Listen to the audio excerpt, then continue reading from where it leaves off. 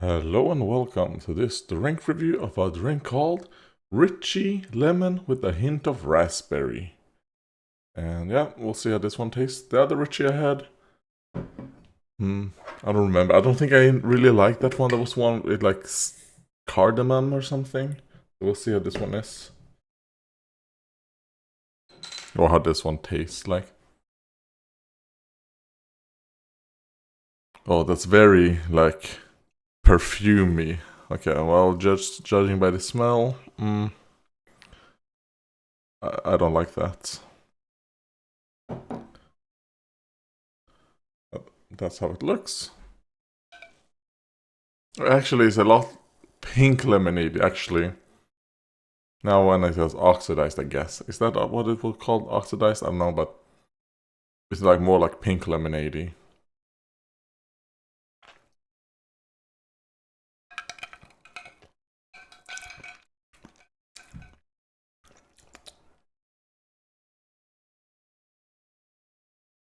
It's fine.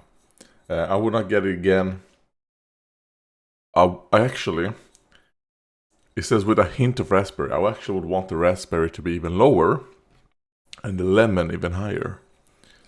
And now I don't know if it's because I know it's supposed that it has raspberry. It's supposed to be taste like that.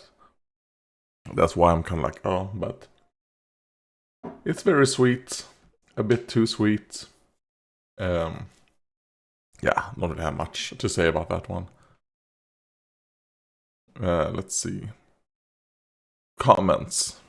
Because I think there are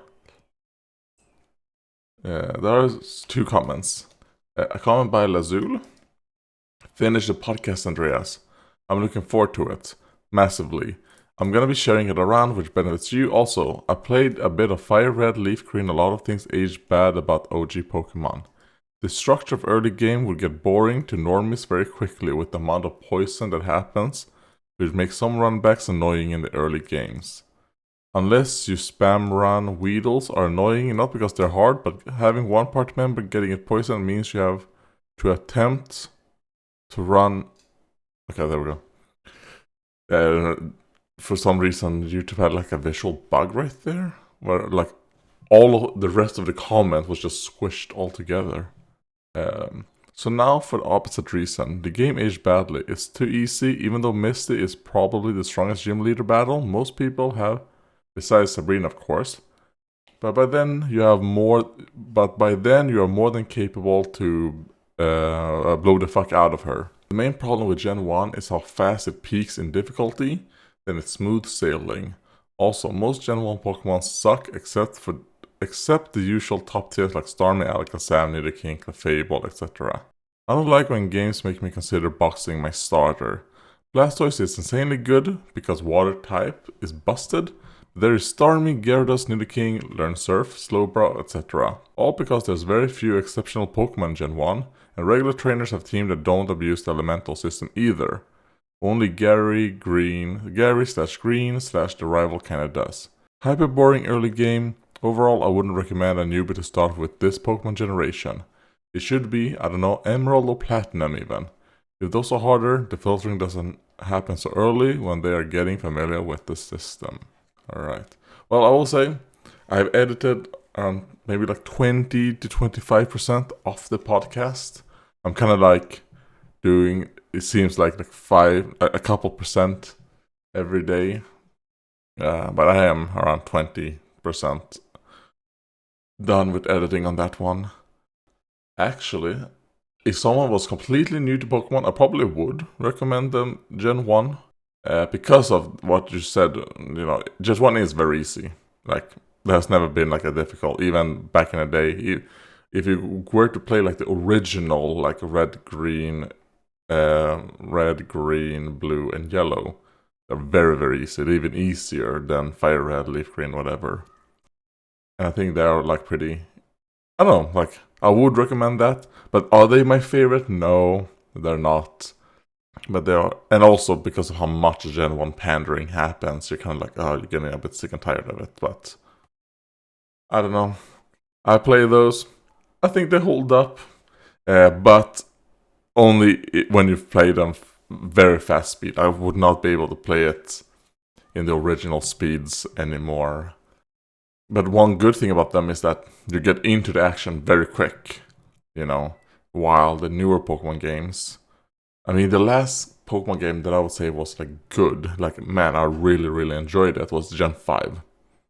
I think Gen 5 was like the last, like, man, that is really great. Because I do think overall, I think Generation 3, 4, and 5 are like the best period of Pokemon.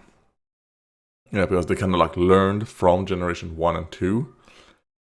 And then they improved on that. I do like X and Y, but they are like super easy. And the whole thing going into 3D, like, and the repercussion that ended up happening. Because, I mean, they do have my favorite gimmick. My favorite gimmick of Mega Evolution. Very fun. I love Megas. And also, I do think the whole point with Gen 6, X and Y, was they wanted to bring back people who enjoyed, like, Kanto. I think that was, like, the whole point of it. To bring, like, people who loved Gen 1 back. And it worked. I mean, it did end up working for them. But I think that Kanto pandering of Gen 6 and the fact that it worked had done so much damage to Pokemon. To where they're kind of like, oh, we don't actually have to make good games anymore.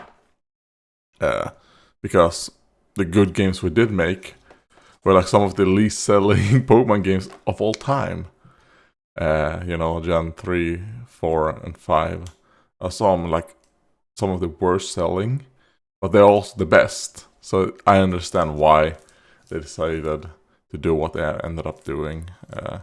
Which is why I think the Legend games are like interesting in a sense, because it's kind of like that is where they can start trying out different stuff. Even though none of the Legend games are really like, especially Legend Z, I do not want to play a Pokemon game that's real-time battling. I love the basic Pokemon. That's why, because also during that time that I'm talking about, they're also where we got, Colosseum and Pokemon XD, Battle Revolution, like XD Guild of Darkness, Battle Revolution, like, we got some good games. Yeah, anyways, I'm gonna eat. My food is getting cold, so goodbye.